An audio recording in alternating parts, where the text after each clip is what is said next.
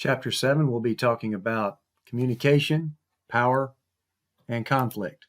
Now, one of the things that we have to talk about with respect to communication and conflict, particularly with conflict, it's not that conflict is good for a relationship, but that it's inevitable and that there are good ways of handling it. You may have heard people say that, oh yeah, arguing is good for a relationship. Well, no, that's not necessarily true. What we do know is that conflict is going to happen.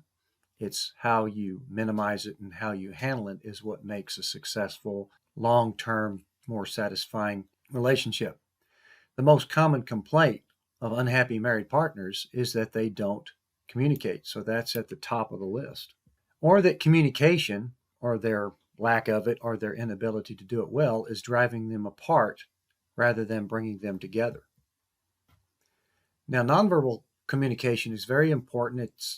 Most of our communication is actually done with nonverbal communication, and it can really say a lot.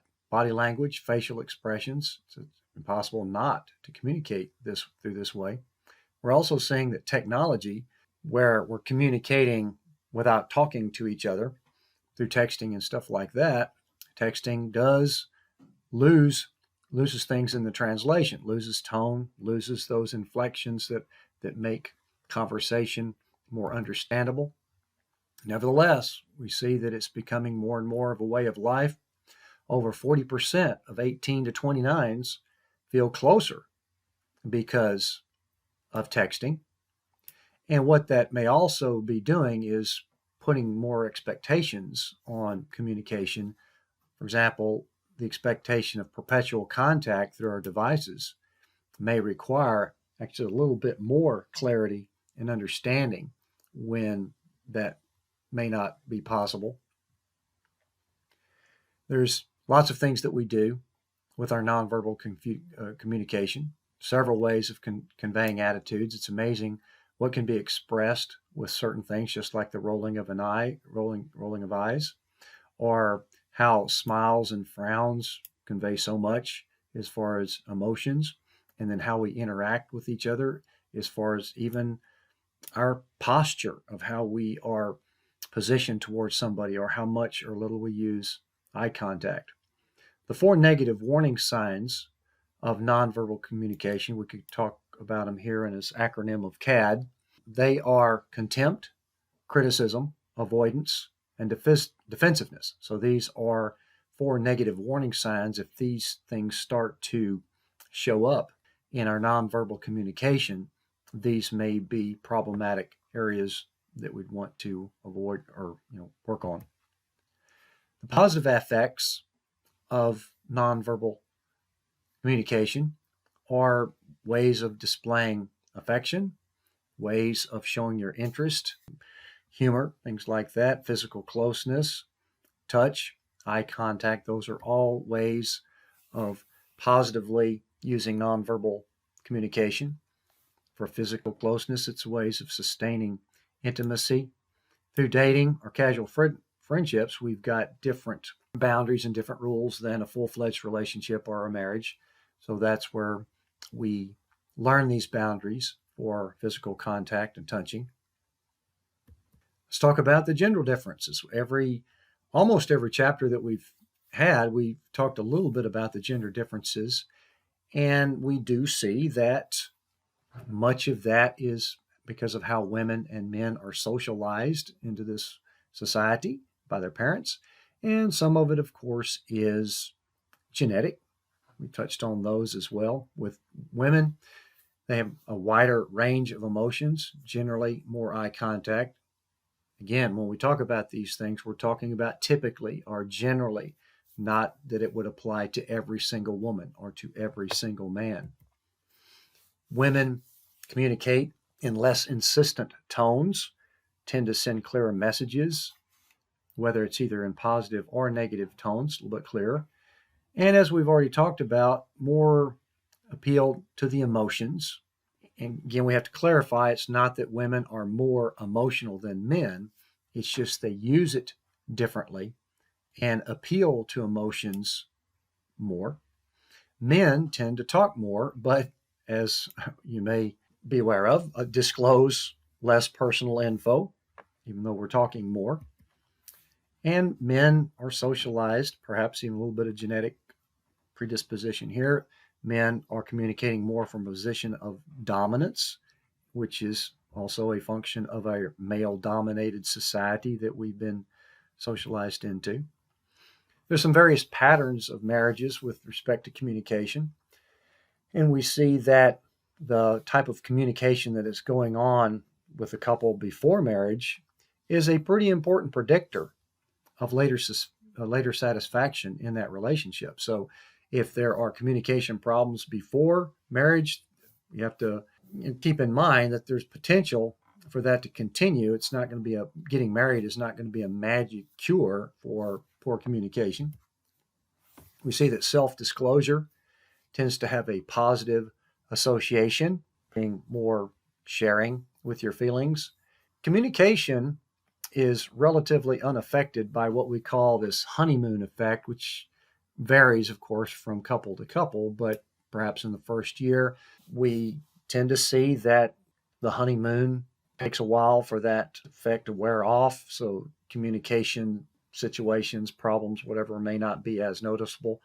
But as we've talked about before, over time, effective communication is one of those ingredients to a successful or a happier or more satisfying relationship, because when the honeymoon effect does tend to wear off, then communication is going to become more important, more noticeable. Sexual communication, and we've hit on this as well as far as how we are socialized into the society with knowledge of sex, and that's typically conveyed to us through our peers and through the entertainment or social media. And even amongst couples, sexual communication is discouragingly low. There's things that we tend to expect with respect to sexual behavior in a relationship that we may feel like it does not require communicating about. And so that could also tend to some other problems, as we'll get to here in a minute, as far as what the major problems are in a relationship. The demand withdrawal syndrome is another general theory of how men and women communicate. And we're talking about here in general the tendencies, because of how men and women are socialized differently, and we are different to varying degrees.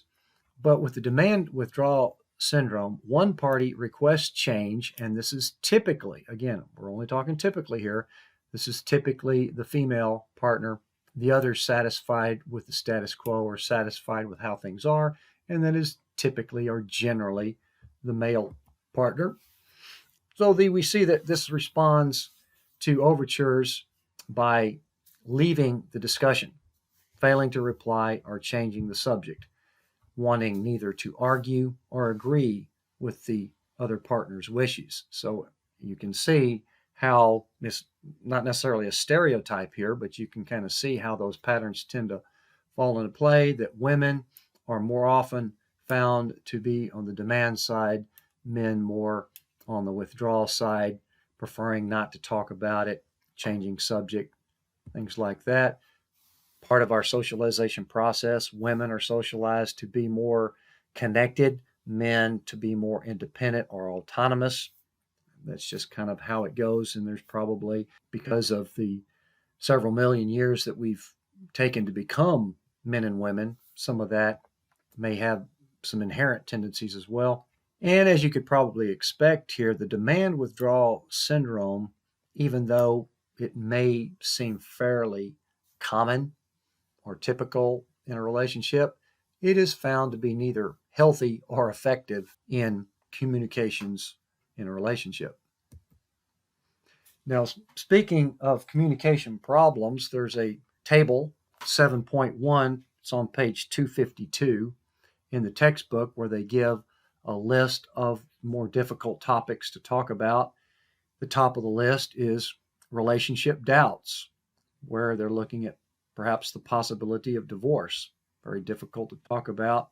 Second on that is disrespectful behavior, where one of the partners may be being rude or lying about something. And you can look at the others on that list there as well. Men typically resistant to expressing feelings, and even the movies have kind of glamorized the strong, silent type, which in a relationship, though, may be quite frustrating. There's also potential other problems where personal reasons of inadequacy, guilt, or vulnerability may be hindering the communication. And this is another interesting thing that this is why I like teaching in the classroom better than online teaching. I mean, I'm getting the points across here, I hope, but this would have been a good one to brainstorm in class of how difficult it is to go an entire day without telling a little white lie or massaging the truth a little bit just to prevent from hurting somebody's feelings, right? You don't want to be brutally honest all the time. That might even make you unpopular. But that's an interesting trade off that we make in the world. So, how does that apply with a relationship as far as not being totally honest or even telling a white lie to prevent from hurting feelings? So, what we do in many cases is fall back on those four warning signs of nonverbal communication, and that's contempt, criticism, avoidance, and defensiveness. So instead of those things, we want to use more positive strategies. So these are some things that could get into the self-help territory that I've talked about before in the class.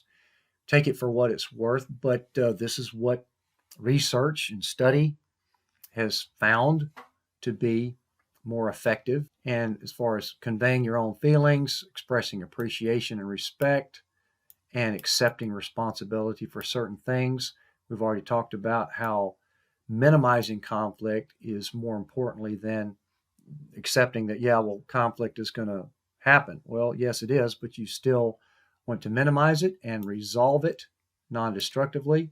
Affection and tenderness, we've already talked about how those are successful nonverbal strategies. More time communicating, understanding these nonverbal messages that we may be sending or receiving, how they could be almost as harmful as the verbal communication. And then being positive, that's, of course, that's a pretty big mantra, catch all type thing, but that's easier said than done.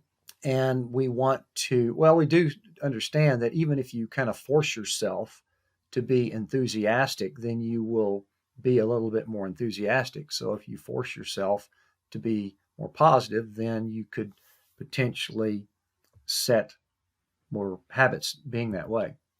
Now let's shift the gears talking about power in a relationship, and that's the ability to influence another person to do what you want. And even in today's world, we certainly have these power differences, particularly between the genders.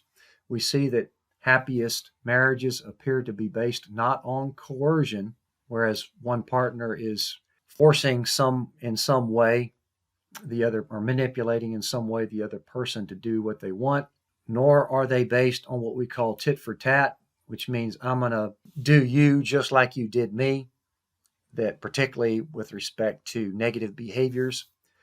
But as expected, things such as caring, mutuality, and respect do associate with the happiest marriages. And we've got these embedded unequal power relationships in society. And if they're in a relationship, they are just as difficult to change. We see that egalitarian attitudes in democratic societies, for example, perhaps more so, are increasing, but the imbalances still tend to favor males, which is not surprising in male-dominated societies. Women do have more power in certain respects, that particularly when men defer that to them with respect to child raising and caregiving. Women have considerable power, even decision making and authority in those respects, because men tend to defer that to them. Still kind of falls into these stereotypical expectations or traditional norms, which change, but they change relatively slowly, and in some cases they may not change at all for a while. They are changing somewhat, particularly in Western democratic societies. Now let's look at some theories and the definitions of some theories, because we can't get through a college class without, or even one single lecture, without talking about some theories that some social scientist has come up with. The relative love and need theory, that is defined as where one partner may be gaining more from the relationship than the other partner, and thus that partner may be more dependent on the other one because of that. If there's something that one partner is gaining more from, whether it's love or money, whatever it may be, then may be more dependent on that relationship. The principle of least interest, this is where a partner with the least interest in the relationship enjoys most of the power and may threaten to leave. This could be difficult if you're married with this situation, but we see in quite often one person is not as interested as the other and therefore may wield some power because of that. The resource theory, this does have a little bit in common with the earlier one, but here we're talking about particularly finances in particular. The partner with the larger or maybe even the sole source of finances takes more of the decision making, and in that case has considerably more power. So that gives you a pretty big distinction there between the relative love and need theory. Oh, back here with the principle of least interest, the other partner may also be more emotionally invested to where that provides that imbalance as well. One of them may be least interested, or one of them may be more emotionally invested. With the resource theory, as we see in male-dominated societies, this is linked more to the husband. And this is an insecurity issue. Certainly doesn't apply to all men, but could potentially be a factor that if their wives have increased earning power, the husband may feel threatened as a result of that. Now, the feminist or the gender perspective in sociology is a very big, broad field that's studied quite a bit, looking at society from the gender divides. We have to be careful when we're defining this. It's not just about, yes, that women make less than men. We have to look bigger and deeper than that as to what is behind that, what is causing that. We're examining these inequalities in these roles that we are socialized into. Where does that come from and why? We're looking at the influence of society on the power in marriage. For example, patriarchal societies or the way men are socialized then reflects that power in the marriage. So how and why? Where does that come from? How housework is divided between the men and the women. We're looking at marriage in a wider family context. So we've got to be able to explain this feminist or this gender perspective a little bit more deeply rather than just throwing out an example of a consequence of it that, yes, women make less than men on average. When you study these relationships, we see that egalitarian or more equal relationships tend to show the lowest levels of violence. And what the gender perspective is doing, not necessarily from a normative view, because we live in a patriarchal system. The United States, just like every other society in the world, is patriarchal. It's male dominated. And we could just study and go way back to try to figure out how and where that came from. But the gender perspective is questioning that, kind of pushing that line as to, where are the costs and benefits of that patriarchal system. Talking a little bit more about conflict in particular here, as I said before, conflict is inevitable and it's not necessarily dangerous to a relationship unless it is pervasive and destructive. And main thing, of course, is how it is handled. Do we want this conflict resolution to be mutually acceptable or satisfying? Are we going to have some changes in behavior in order for this to happen? If we do, since some amount of conflict is going to happen and it's inevitable. Will growth and solidarity result from this successful conflict resolution? Self-silencing or ignoring the issue tends to be more harmful to women's health because of bottling in those emotional needs. With men, it's a little bit normal for them to not talk about it or to walk away from it. So there's where we see some differences there. And with any conflict issue is anger at the root of it.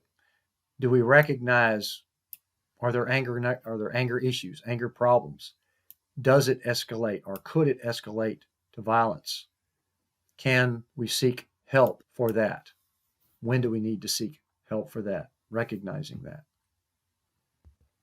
Let's look at some more gender differences, particularly with respect to conflict. And we do have some overlapping things here with communication. We're talking about communication, power, and conflict. So they do have some commonalities there as far as these gender differences go.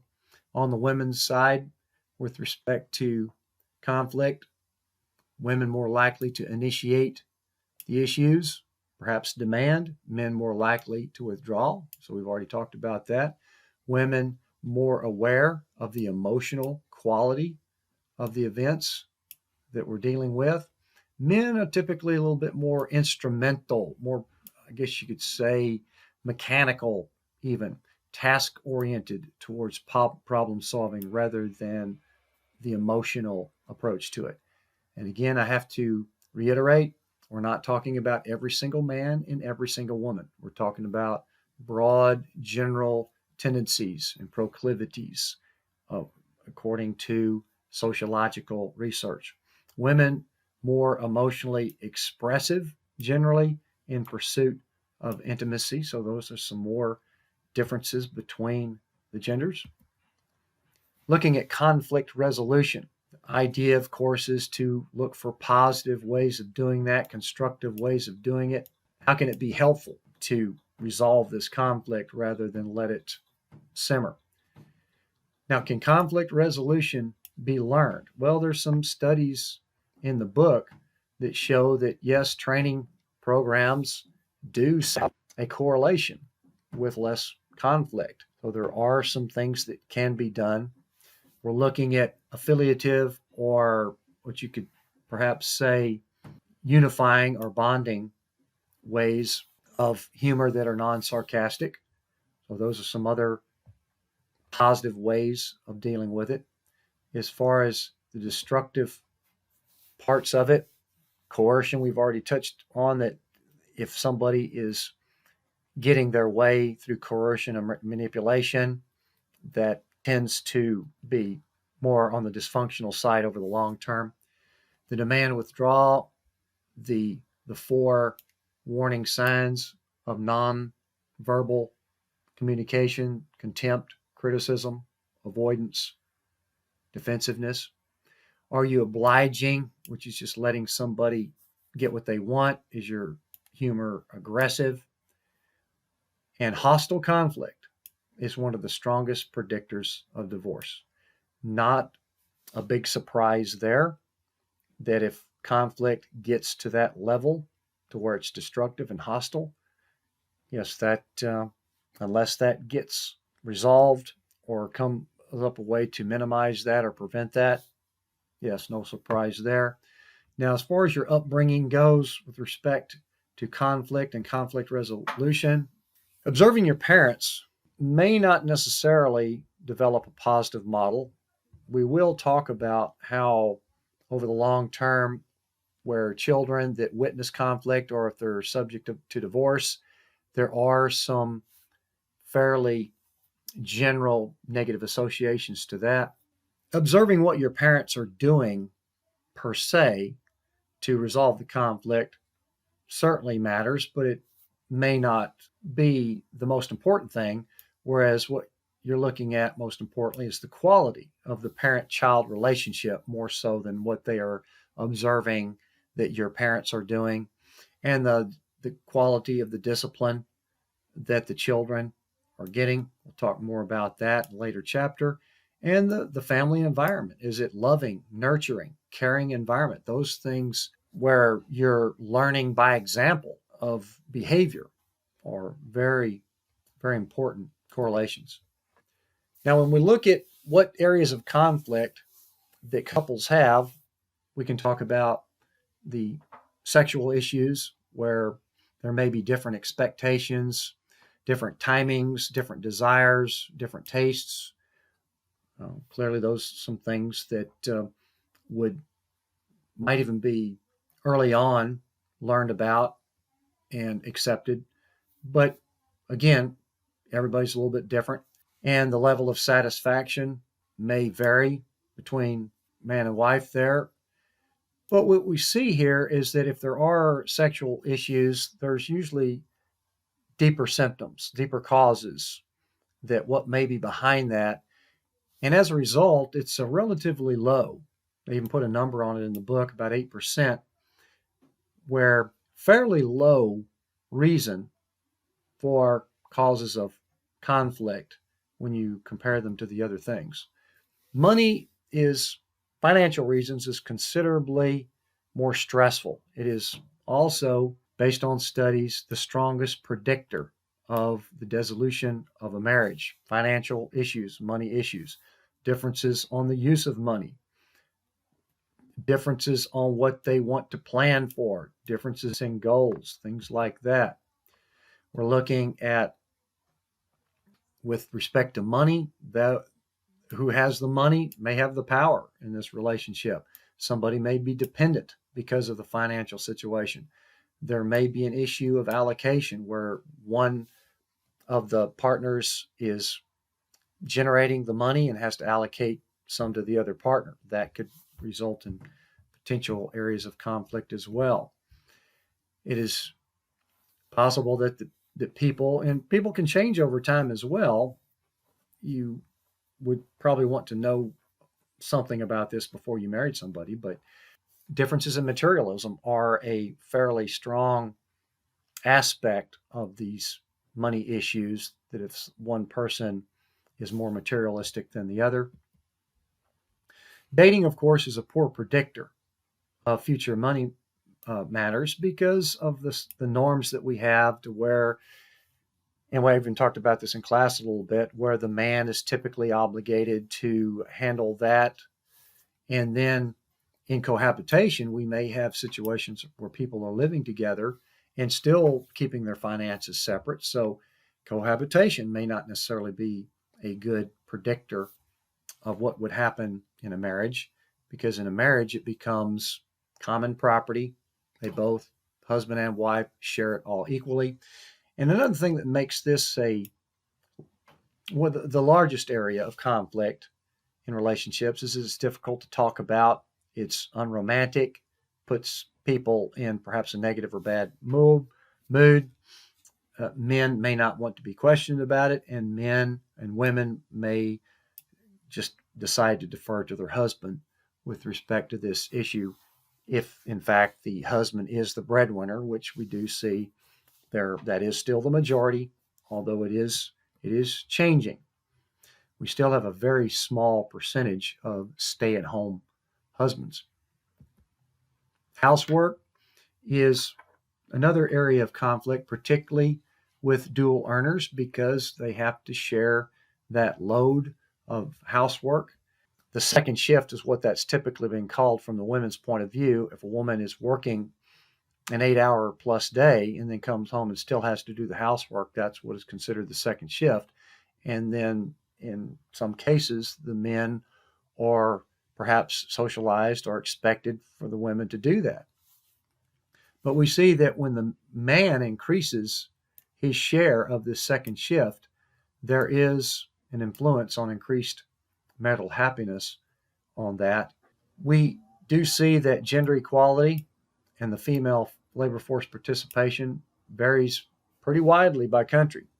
In Western democratic societies or social democratic societies, it's more equal, more female labor force participation.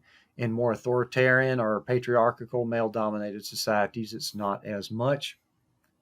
The couples where the woman did all of the housework, did tend to report the most conflict, and that then may spill over into the communication area as well.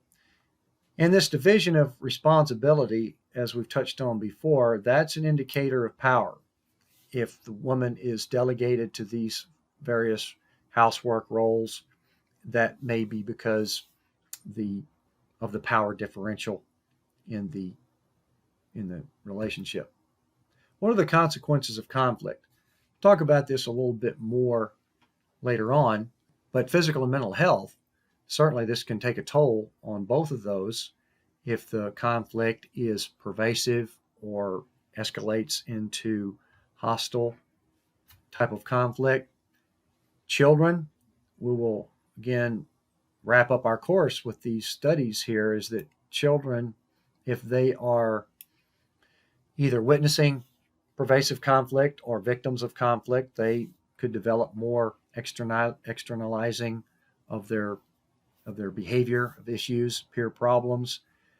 Children are typically reassured with healthy conflict resolutions. So again, it does matter. It does set an example of behavior, but the failure to do this could cause anger, sadness, distress. Again, no surprise here, as we will see throughout the class, of what children are not necessarily designed or geared to deal with, and that would be separation anxiety and conflict. We're not really geared to deal with that. It doesn't mean that we can't survive it and grow up to be normally healthy adults despite that, but we're increasing the probability that there are going to be future long-term problems if children are exposed to that. So that's why we try to minimize children from that. As far as resolving conflicts, some more general ideas here of support, assertion, using reason, and using agreement as thinking of it as a gift to the other person. Reciprocation is different than tit for tat. Here we're talking about treating somebody as you would want to be treated, as opposed to just retaliating to somebody because they did it to you. So that is an important distinction. Bargaining, clearly some of that has got to be used in a successful relationship, some amount of compromise, some element of trust, coming up with a resolution that's fair to both sides. And then part of what makes us human is that we do learn from our mistakes, and that if we do understand and realize that things aren't perfect, we will learn to live with it. Otherwise, we may separate, which is what we've talked about a little bit already, and we'll be talking about that in considerably more detail later on in the class as far as separation and divorce. And then the idea of forgiveness, very powerful, increases self-esteem to be able to do that, and reduces negative feelings when forgiveness is part of the resolution. Men have a tendency to overlook minor transgressions that may warrant apologies or forgiveness. So that's another thing that we might want to understand from both sides. And then looking at some more help advice here. Prevention. Can the problem be solved? Is counseling available? Are you willing to do counseling? Communication, most importantly, is a learned behavior. So it is possible for us to improve our communication. Now, very importantly, not only do you have a discussion question to answer with respect to this chapter, there will be a quiz on chapters 5 through 7. The study guide has probably already been posted, so take a look at that and be prepared for the online quiz on chapters 5 through 7 that will be coming up.